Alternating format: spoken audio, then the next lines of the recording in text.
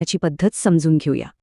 कधी असं जाणवतं का की शारीरिक श्रम नाही पण तरीही मन खूप थकले? शरीर एका जागी शांत असतं, पण मनात विचारांचा गोंधळ असतो. जणू काही ट्रॅफिक जॅम झालाय. याला एक नाव आहे, शॅडो पेन.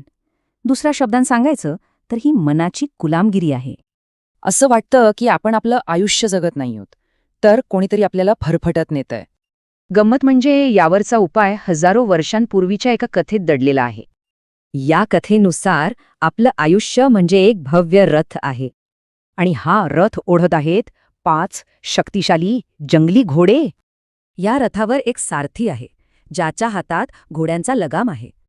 आणि रथाच्या आत बसला आहे एक प्रवासी, जो त्या रथाचा खरा मालक आहे. पण विचार करा, जर हा सारथीच गोंधळलेला किंवा झोपलेला असेल तर काय होईल?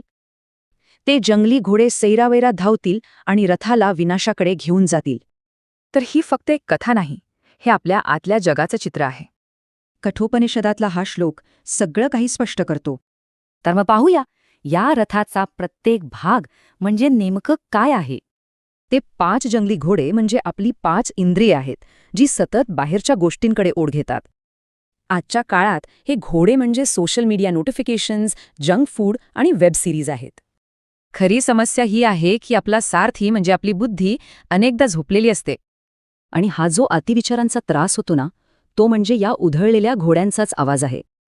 मग प्रश्न हा आहे की या सारथीला जागं करून लगाम पुन्हा हातात कसा घ्यायचा?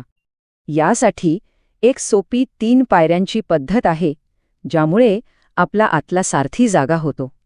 पहिलं म्हणजे फक्त हे मान्य करा की हो, घोडे उधळले आहेत. आपण ते विचार नाही, आपण त्या रथाचे मालक आहोत. दुसरं म्हणजे 5 मिनिटांचा फ्रीज.